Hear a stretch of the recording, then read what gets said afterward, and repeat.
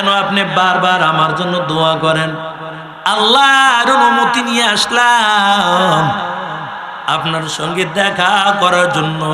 আর একটা কাজ হলো, আমি আপনার সঙ্গে বন্ধুত্ব স্থাপন করতে চাই। কি কোন আজরাইল বন্ধু হয়ে গেল, আর কোনোদিন মৃত্যু হইব? আরে মৃত্যু হবে। ইদা জা আজালুহুম লা ইস্তাখিরুনা সাআতাও ওয়ালা ইস্তাকদিমুন। যার যেখানে মৃত্যু নির্ধারণ, ওই সময় ওই জায়গায় মৃত্যু হয়ে যাবে। এক সেকেন্ড আগেও হবে না, পরেও হবে না। আজরাইলকে আমি আপনার সঙ্গে বন্ধুত্ব বাঁধাতে চাই। ইদ্রিস নবী ডাক দিয়ে বলে, আজরাইল তুমি আমার বন্ধু হতে চাও, কিন্তু আমি বন্ধু বানাতে চাই না। আজরাইল বলে, কেন বন্ধু বানাবেন না? ইদ্রিস নবী বলে, বন্ধু বানাতে পারি, তবে তিনটা শর্ত আছে। কয়টা শর্ত? তিনটা শর্ত যদি মেনে নাও বন্ধু বানাতে পারবো, না তো তোমার কাছে তুমি আমি যেমনি আছি ভালোই আছি। আজরাইল কয়, কি তিনটা শর্ত বলে দেন।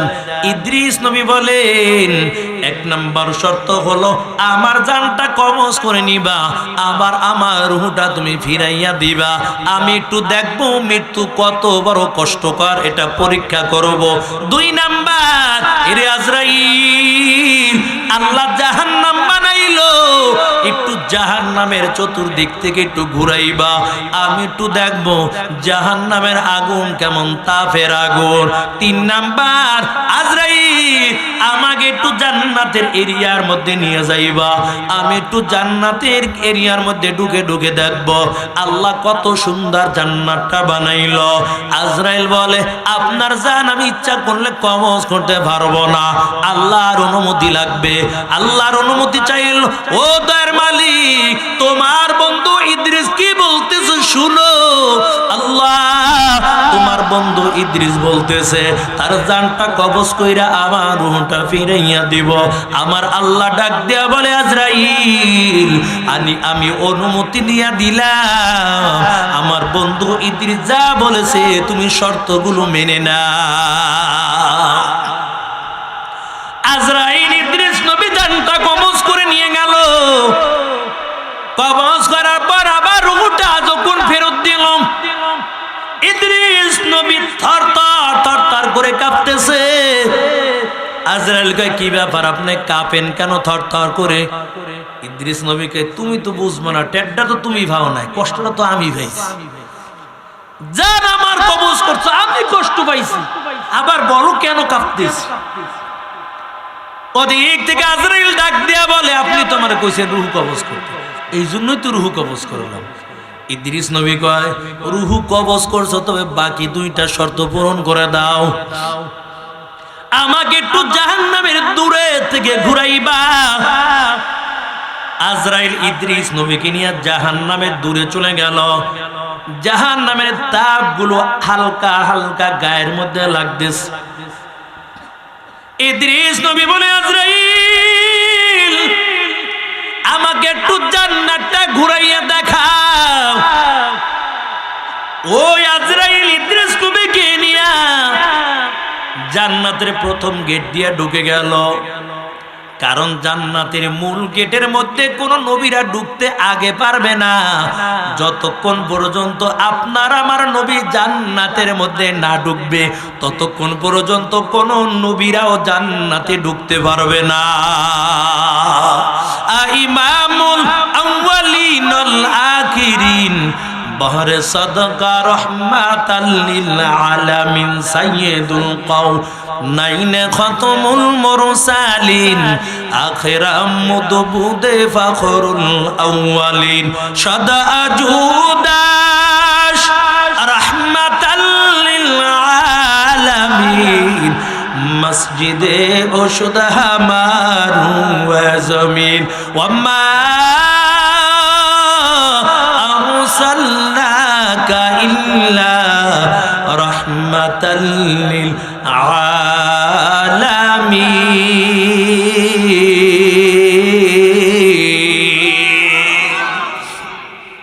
আর নবীর উম্মতের দল ইদ্রিস নবীর জন্য প্রথম জান্নাতের গেটটা জান্নাতের এরিয়ার মধ্যে ঢুকে গেল। ইদ্রিস নবী জান্নাতের এরিয়ার মধ্যে ঢুকে ঘুরতেছে। আজরাইল ডাক দিয়ে বলে, কি ব্যাপার, কেন আপনি এখনো বের হন না বলেন? ও পয়গম্বর ইদ্রিস, আপনি কেন এখনো জান্নাতের মধ্যে দেরি করতেছেন? ইদ্রিস নবীকে আজরাইল, আর আমারে ডাইকা আর বিরক্ত কইরো না। কই কেন? আপনি তো বললেন জান্নাতের এরিয়ার মধ্যে ঢুকবো, আবার জলদি করে তাড়াতাড়ি বের হয়ে আসবো, কেন এখন আপনি জান্নাতের গেটের মধ্যে ঢুইকা আর বের হতে চান না? এরে আল্লাহর বান্দা, ইদ্রিস নবী ডাক দিয়ে কই, আজরাইল, আল্লাহ বলেছেন কুল্লু নাফসিন যায়িকাতুল মাউত, প্রত্যেকটা জীব একবার করে মৃত্যু বরণ করবে। আমার তো একবার মৃত্যু হয়েই গেছে, আবার গুনাহ তো করি নাই, তারপর জাহান্নামের তাপ তো গায়ের মধ্যে লাগেই গেছে। আবার আল্লাহ বলেছেন ওই জান্নাতের মধ্যে একবার যে ব্যক্তি ঢুকবে, দ্বিতীয়বার আর তাকে বের করা হবে না। তবে কেন তুমি বারবার ডাইকা আমাকে বিরক্ত করতেছো? আজরাইলকে আল্লাহ দেখেন আপনার ইদ্রিস কি বলতেছে। আল্লাহ ডাক দেয়া বলে, আজরাইল যাও চলে যাও। ইদ্রিস আর ডাইকা বিরক্ত করা লাগবে না, আমার ইদ্রিসের কপালে আমি আল্লাহ এটাই লিখেছিলাম। আর কে দারাত খাউফে হকদার দিল মাদাম, জান্নাতুল মাওয়াদে হাদুরা মাকাম বেহেশত আজা কে আজারে নবাশাত কাসেরা বা কাসে কারে নবাশাত, জান্নাতু দোজখ সে ইয়া রব क्या करूं, আরজু হায় মাই তুজে দেখা করা। নবীর উম্মতের দাস ওদিক থেকে জিবরাইল ডাক দিয়ে বলে, পয়গম্বর আইয়ুব, আপনি একটু পায়ের গোড়ালিটা দিয়ে আঘাত করে দেন। আইয়ুব নবী যখন পায়ের গোড়ালি দিয়ে আঘাত করে দেয়, ওই মাটি ভাগ হইয়া মাঝখান দিয়া পানি ওঠা শুরু হয়ে গেল। ওই জিবরাইল বালু দিয়া পানিগুলো একত্রিত করে রেখে দিল। আইয়ুব নবী যখন এক ঢোক পানি পান করে নেয়, পুরা শরীর থেকে পোকাগুলো ঝরে যায়। এবার জিবরাইল ডাক দেয়া বলে, পয়গম্বর, এখান থেকে আর এক ঢোক হাতের মধ্যে পানি নিয়ে আপনি পান করে নেন। আবার আইয়ুব পয়গম্বর আর এক ঢোক পানি পান করলো। এবার জিবরাইল ডাক দিয়ে বলে, পয়গম্বর, এই পানি দিয়ে আপনি এখন সুন্দর করে গোসল করে নেন। আইয়ুব নবী যখন পানি দিয়ে সুন্দর করে গোসল করলো, কয় আল্লাহ তাআলা তার শরীরটা এত সুন্দর বানাইলো, আগে যেমন সুন্দর ছিল তার চেয়ে আল্লাহ তাআলা দ্বিগুণ সুন্দর রূপ আইয়ুব নবীকে দান করে দিয়েছে। আইয়ুব নবী এখন বসে আছে, কারণ কত সুন্দর চেহারার অধিকারী আইয়ুব নবী। আল্লাহ ডাক দিয়া কয়, জিবরাইল, মারা আইয়ুব তো পরীক্ষার মধ্যে পাশ করে ভালাইছে, আমার আইয়ুব নবীর জন্য তুমি সুন্দর পানি দিয়ে গোসলের ব্যবস্থাও করলা। ওরে জিবরাইল, আমার বন্ধুর জন্য এখন খালি রাখবা না, জান্নাত থেকে 5টা হাদিয়া নিয়ে আমার বন্ধু আইয়ুবের সামনে হাজির হয়ে যা। জিবরাইল আমিন 5টা হাদিয়া নিয়ে হাজির হয়ে গেল। 1 নাম্বার তার গায়ের একটা পোশাক, 2 নাম্বার হলো মাথার একটা টুপি, 3 নাম্বার হলো হাতের মধ্যে একটা তসবিহ, 4 নাম্বার হলো কত সুন্দর একটা জায়নামাজ, 5 নাম্বার আইয়ুব নবী গায়ের জামাটা। এই 5টা জিনিস জিবরাইল আমিন জান্নাত থেকে নিয়ে আইয়ুব নবীর কাছে হাজির হয়ে গেছে। ডাক দেয়া বলে, পয়গম্বর, আমার আল্লাহ জান্নাত থেকে আপনার জন্য কত সুন্দর পোশাক পাঠাইয়া দিল। ও নবী আমার, এই জান্নাত থেকে আল্লাহ হাদিয়া পাঠাইছে। যেই সময় আইয়ুব নবী সুস্থ হয়ে গেল আর যেই সময়টা হাদিয়া নিয়ে আসলো, ওই সময়টা আস্তে আস্তে করে সূর্য ডুবে গেল। আইয়ুব নবী যখন জান্নাতের পোশাক পরে নিল আর সুন্দর যায় নামাজে দাঁড়িয়ে গেল। জিব্রাইলকে ডাক দেয়া বলে, জিব্রাইল, আল্লাহ কত সুন্দর পোশাক পাঠাইলো, এই পোশাক পরিধান করিয়া আমি এখন আমার কপালটা আল্লাহর কুদরতি পায়ে লাগাইয়া আমি মালিকের শুকরিয়া আদায় করে নিব। আইয়ুব নবী আল্লাহর শুকরিয়া আদায় করার জন্য 4 রাকাত নামাজের নিয়ত করেছে। সূর্য ডুইবা গেছে, এই সময় 4 রাকাত নামাজের নিয়ত করেছে।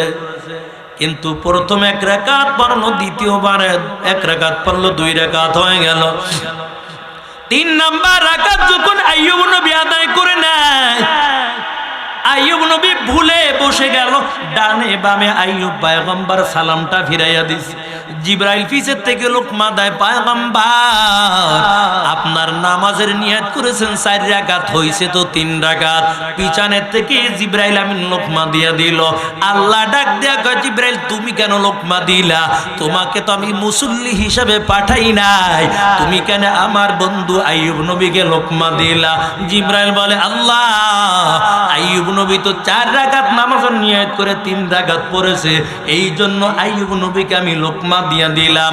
আমার আল্লাহ ডাক দিয়ে কই, জিব্রাইল আমার আইয়ুবের জন্য লোকমা দেওয়া লাগবে না, আর দ্বিতীয়বার নামাজও পড়া লাগবে না।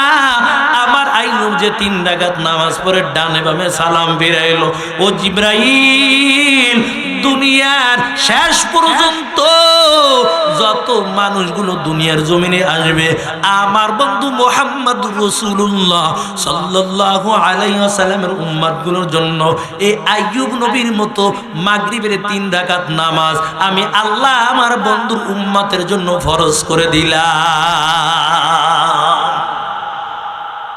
আমার বন্ধু যেহেতু 3 রাকাত পড়ছে, এই 3 রাকাতে আমার উম্মত, আমার বন্ধুর উম্মতের জন্য আমি ফরজ করলাম। আরে আল্লাহর বান্দা, আল্লাহ আবার ডাক দিয়ে বলে, জিব্রাইল শুধু তাই নয়, দুনিয়া যতদিন থাকবে আর আমার হাবিবুল্লাহ মুহাম্মাদুর রাসূলুল্লাহ সাল্লাল্লাহু আলাইহি ওয়াসাল্লামের উম্মতগুলো যতদিন এই মাগরিবের 3 রাকাত নামাজ আদায় করে নিবে, ওই যত কোটি কোটি মানুষগুলো মাগরিবের 3 রাকাত নামাজ আদায় করবে, 1 ভাগ সওয়াব আল্লাহ তাআলা ওই আইয়ুব নবীর আমল নামার মধ্যে দান করে দিবে। ওদিক থেকে সন্ধ্যা হয়ে গেল, রহিমা খাবার নিয়ে হাজির। কসম তো কাছে সুস্থ হইলে 100 বেতের আঘাত, মাপ নাই, বেতের আঘাত করবই করব। আইয়ুব নবী বেত বানাইতে নিয়ে সুন্দর করে রাইখা দিয়েছে। সন্ধ্যা হয়ে গেল, রহিমা খাবার নিয়ে হাজির। কই আমার স্বামী আইয়ুবকে দেখি না। আইয়ুবকে খোঁজা শুরু করে দেয়, আইয়ুবকে খুঁজে খুঁজে পায় না। রে আল্লাহর বান্দা, রহিম একবার পাগলের মতো হইয়া ডানে দৌড়ায়, আবার পাগলের মতো হইয়া সামনে পিছনে দৌড়ায়। আসমানের দিকে তাকাইয়া বলে, আল্লাহ না জানি আমার স্বামী আইয়ুবকে জঙ্গলার কোনো পশু খেয়ে ফেলেছে। আমার স্বামী আইয়ুবকে আমি কোথায় পাবো গো মালিক? এমন করে করে রহিমার কান্নার আওয়াজ। রে যুবক ভাই, ও বুড়া বাবা জিরা পর্দার আড়ালের মা গো, আইয়ুব নবীর স্বামীর, আইয়ুব নবীর স্ত্রী রহিমা কেমন স্বামীকে মোহাব্বত করেছে। পাগল পারা হইয়া রহিমা শুধু চারদিকে দৌড়ায়। আইয়ুব নবী একটু দূরে, একটু পাহাড়ের উঁচায় বসে বসে সব কিছু রহিমার কারবার দেখতেছে। দেহি কি হরে, দেহি আজকে কি করে, বইয়ে বইয়ে দেখতেছে দেখতেছে, একবার ডাইনেছে একবার বামেছে, পাগল পারা হয়ে গেছে। আহা, স্বামীর কি মোহাব্বতটা করছে। আর এই জন্য আল্লাহ তাআলা রহিমার নামটা জান্নাতি খাতার মধ্যে লিখে দিয়েছে। আর আপনার আমার বিবি রাইতে যদি কেন বিবি একটু খেদমত কর, খেদমত তো দূরের কথা, মাইরু আছে কপালে। আহা, স্ত্রী স্বামীর খেদমত করবে, পর্দায় থাকবে, নবীজি বলেন স্বামীর আগে যদি বিবি দুনিয়ার থেকে বিদায় হয়ে যায় আর স্বামী যদি খুশি হয়ে আমার স্ত্রী খুব ভালো ছিল, আমার নবী কয় ওই মহিলার জন্য আল্লাহর জান্নাত অপেক্ষা করতে থাকে। আর মা বোনের আজকে স্বামীর খেদমত করতে চায় না, স্বামীকে ভালো লাগে না। তোমার স্বামী দেখতে ভালো না, কালো দেখা যায়, যত খারাপ হোক তোমার স্বামীকে তোমার মাথার মুকুট বানাইয়ে রাখবা, আল্লাহ তাআলা পরকালে তোমাকে জান্নাতের মেহমান বানাইয়া দিবে। আইয়ুব নবী নজর দিয়ে দেখতেছে, দেখি কি করেন। আইয়ুব নবী দেখতেছে রহিম একবার পাগলের মতো হইয়া ডানে দৌড়ায়, একবার বামে দৌড়ায়, আর একবার সামনে পিছনে দৌড়ায়। আইয়ুব নবী একটু করে রাস্তায় ডাক দিছে, তার অন্ধকার অন্ধকার বাদ। এ রহিমা, কার জন্য পাগল? কাকে তুমি খুঁজতেছো? ভালো হয়ে গেছে গভীর জঙ্গল আর অন্ধকার রাত।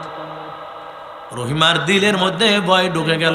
আমার স্বামী আইয়ুব নবীর আমি খুঁজতেছি, দেখ বলেন আমার স্বামী আইয়ুবকে দেখছেন নি?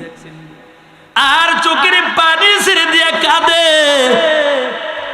আইয়ুব নবী বলেন না, তোমার স্বামীকে আমি দেখি নাই, তবে তোমার স্বামী কোথায় ছিল বলো?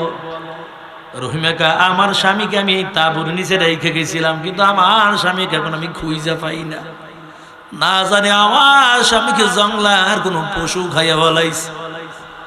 আইয়ুব নবী ডাক দিয়ে কই, রহিমা একটু আমার চেহারার দিকে একটু তাকাও, দেখো তোমার স্বামী আইয়ুবের মতন দেখা যায় কিনা।